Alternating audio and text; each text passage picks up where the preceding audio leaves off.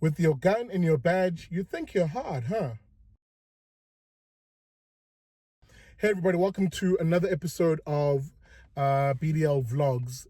Again, I watch videos like these and my blood boils because it's such a symptomatic display of just how unprofessional our policing can be in this country. Have a look at this.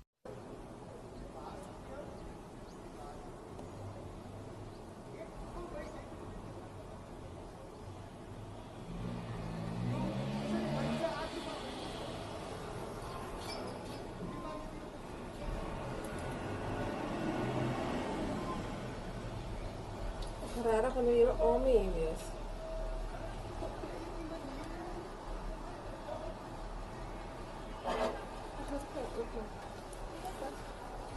Miru shutro briera kish, shiera kish. Rishutro kish.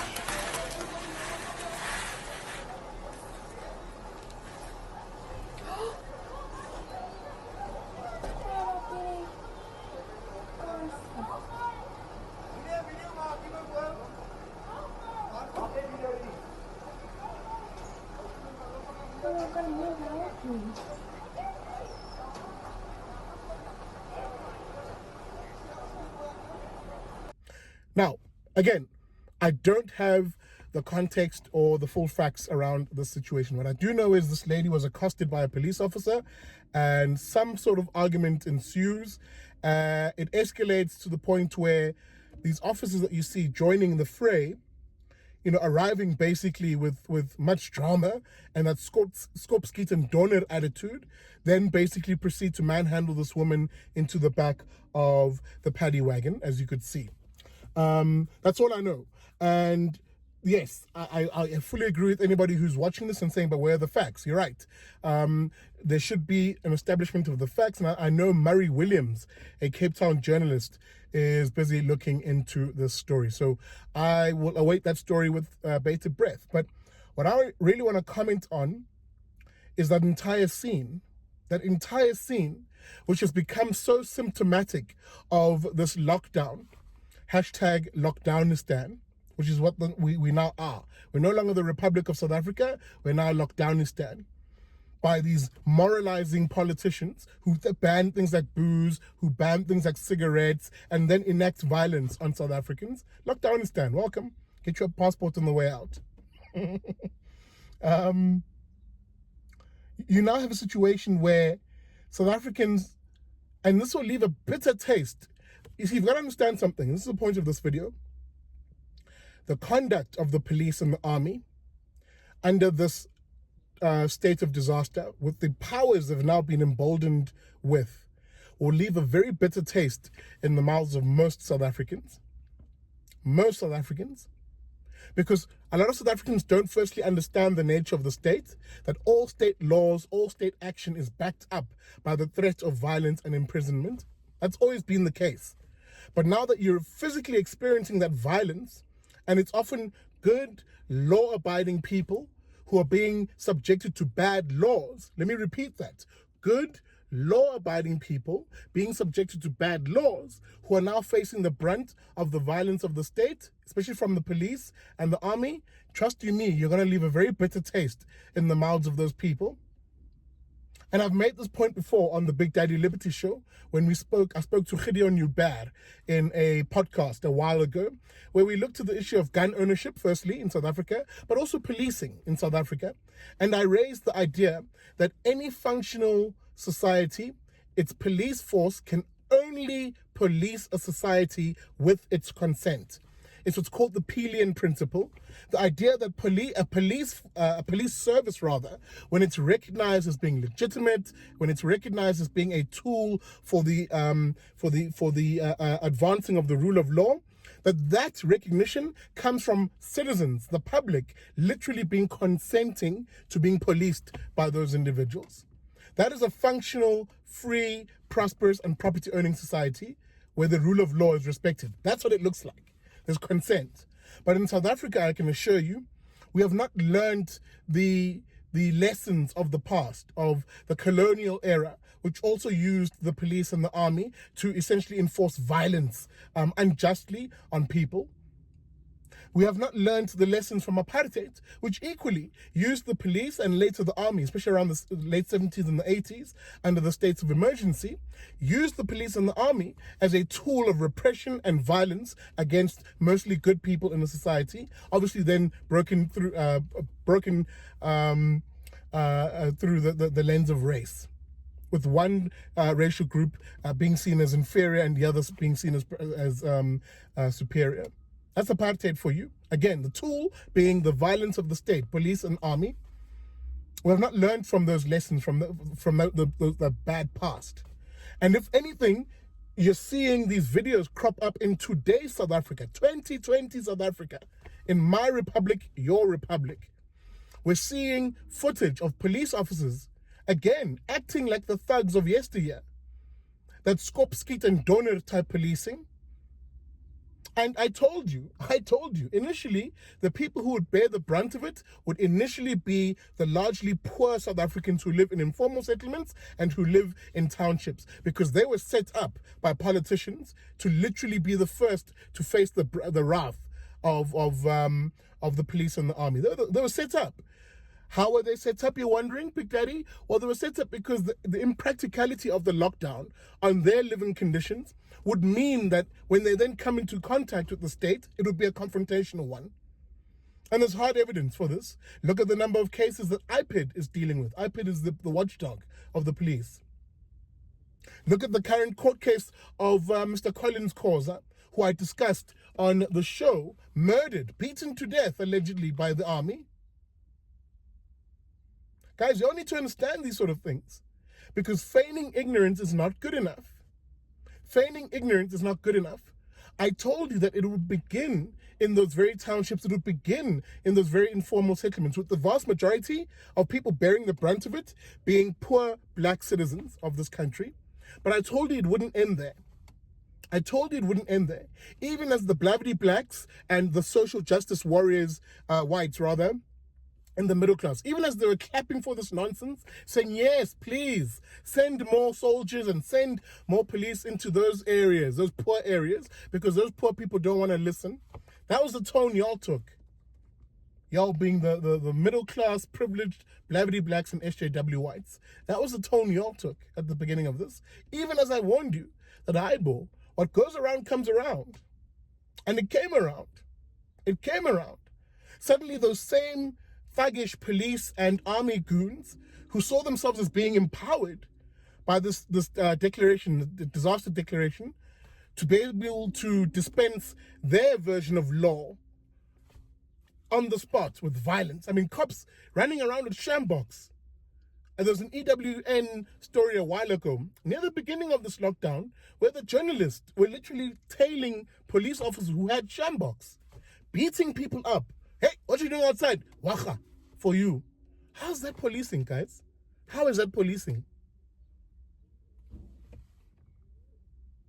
Again, if I circle back to the story of Mr. Khoza, beaten to death, with reports being that the JMPD in that scene also carrying shambox.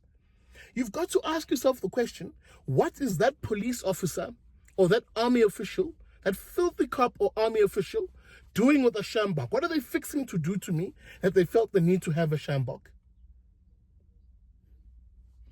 And yeah, I know. But not all police officers are like that, Big Daddy. I agree. Not all police officers are like that. A good proportion of them are actually good people trying to enforce the rule of law. That's an important duty of a free functional society. Don't get me wrong. But as I've said before, their being good police officers means nothing, counts for zero, if they are not at the forefront of calling out and acting against the bad elements within the police service.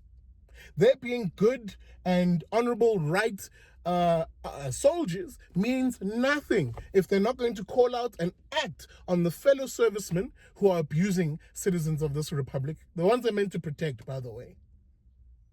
That's the cold, hard truth of the matter.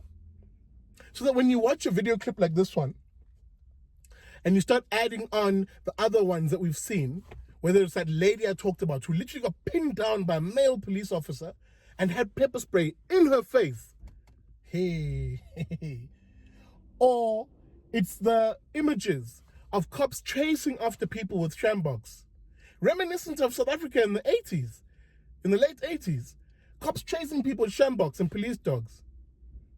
Whether it's those images or whether it's images of soldiers patrolling the streets of Alex, slapping people who are standing in their yards outside.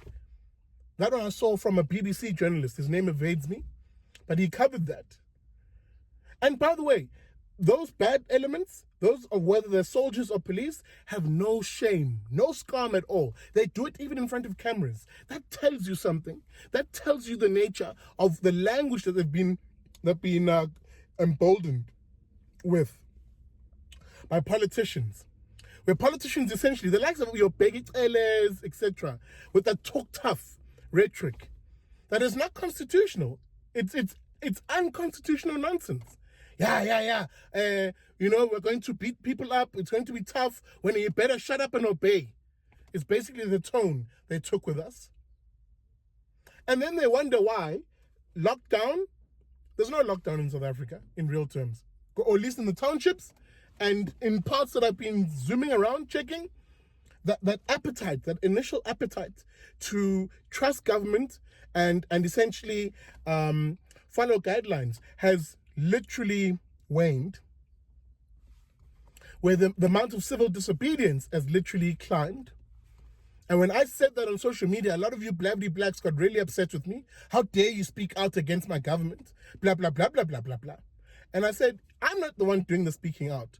Hit the streets of South Africa if you can, because you're under curfew. Lockdown doesn't play, dog. But hit the streets and see the amount of people who are just literally saying, screw this. If y'all are going to treat me like a criminal for doing things that are everyday things within the confines you gave us, because that's the other thing that pissed people off. We gave people certain confines that they could do. In other words, you could go out to go shopping for food and, and et cetera, et cetera. But even in those confines, the army and police were beating and harassing people. And then you think those same people are going to be just all smiles. Again, you've got to think critically about these things. Stop just falling for the bullshit. Stop falling for the political rhetoric, whether it's your favorite politicians or not. And I've made this point to you guys clear before, that I don't care who you vote for. There are some things that you can look at critically by removing your blinkers, putting them to the side and looking at them critically and asking, is this freedom? Is this a democracy?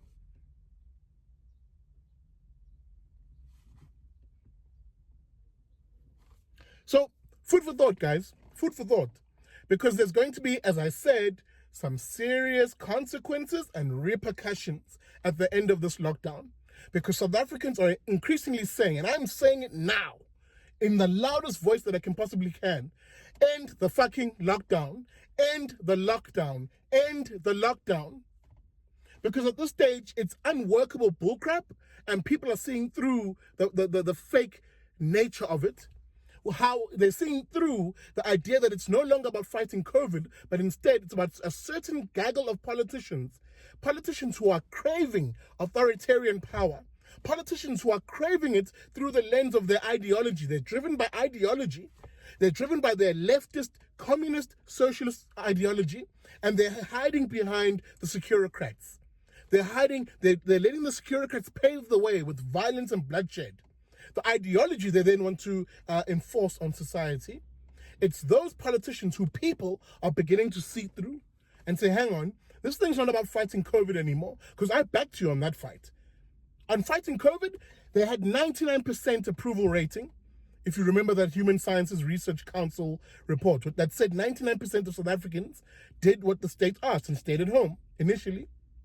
Because we knew the fight against COVID needed that unity of purpose. Whether you agree with the lockdown or not, and the merits of a lockdown or not, I'm not prosecuting that issue right now. I'm just stating the kind of a world of it is. In that kind of a world that it is, people were initially very compliant because they understood that the fight was against COVID. But once people started seeing that the fight was against them as citizens, it was against them and their families, was against their rights, was against their liberties and their freedoms, suddenly the tone changed in this country, didn't it? the tone changed real quick in this country because you could see that the violence was being meted against you. Often at the hands of enforcing asinine regulations. Asinine regulations, which, thank you Hashem, are being challenged in the court now. There's a group of concerned citizens who I'm hoping I'll have on the show, one of whom you actually know because he's been on the show, Mpiaki Gamini, who have literally launched papers in the Western Cape High Court to challenge this lockdown. Hashtag end the lockdown. I'm telling you. And the point I want to leave you with this one is this one. The behavior of those who carry guns and a badge, who wear uniforms on behalf of these politicians and enforce the asinine nature of these regulations with the use of violence. See, I don't have a problem with police officers enforcing the rule of law. That's not the issue here. The issue is the nature in which we do this. How we've criminalized good people. We've criminalized ordinary law-abiding people. And the willingness of some of these police officers to enact naked aggression and violence against people, that nonsense over there will come back to bite and haunt the South African police service when it then tries to police society in other contexts. Why? Because of that idea I shared with you, the idea of the Pelican Principle, that a police force can only police a society with its consent. Once that consent is withdrawn, woe is you, dear police officer. Woe is you. No amount of army support will help you when that anger from a society is unleashed. And by the way, we've seen it already. We've seen it in flash-in-the-pan incidents in this country, historically, where some of the data, for example, from the Institute of Race Relations has shown that the number of violent service delivery protests since 1994 has gone up by 500%. Again, that tells you the story. That policing already was on the brink. And that consent, for example, was eroded at incidents like Marikana, for instance, once the truth started coming out. And I think this lockdown, post it, and when people start looking back and the truth starts coming out of just the repression and the violence that was meted out against good people by policemen enforcing bad laws, that you're going to have another Marikana type awakening, which will further erode that idea that we have a police force that can police us with our consent. That's the warning I'm sharing with you here.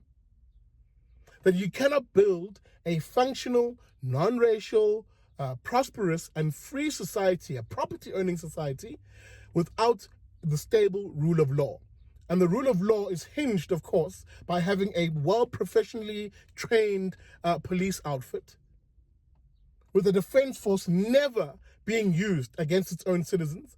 The defense force is only here to protect us from foreign aggression if Zimbabwe or Botswana decided to invade us. That should only be the only time, really, we're using the army. But no, in this country, with our politicians, we've turned the army onto law-abiding ordinary citizens. And then we're wondering why there's so much levels of violence. The army is a blunt hammer. It's not a fine scalpel that deals with nuanced social crime issues. It's a hammer.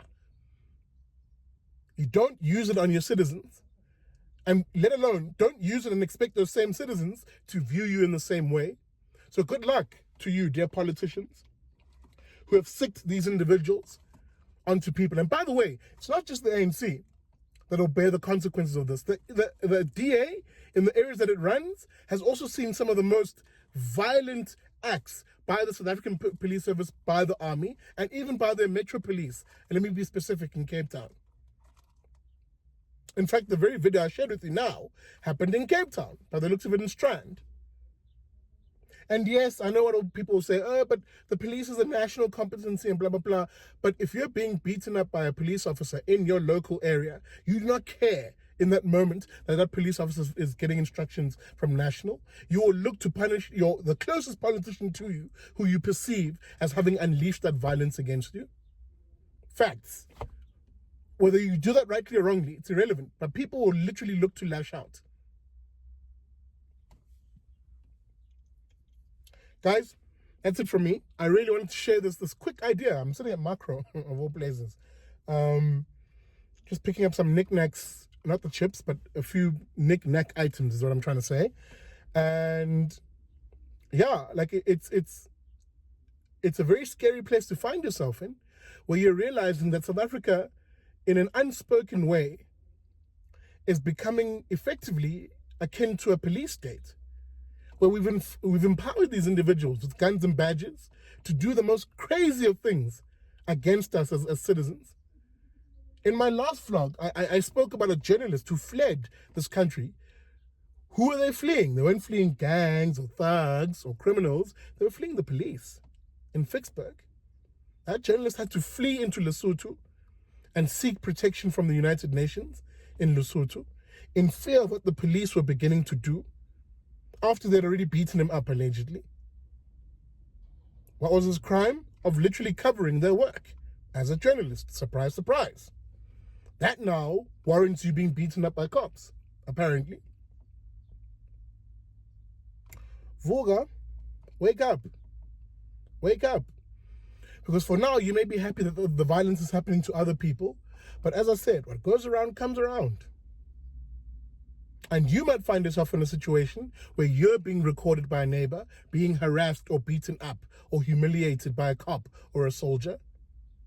Gotta fight for people's rights. You gotta fight for people's liberty, regardless of the personal cost, regardless of the personal danger. You've gotta be consistent in fighting for people's rights and their freedoms and their liberty. That's my mission. What's yours? Anyway, thanks guys. That's my thoughts. Remember, you can support the work that I do. You can support the mission that I'm about to embark on of taking this message into communities around the country by becoming a donator on Patreon.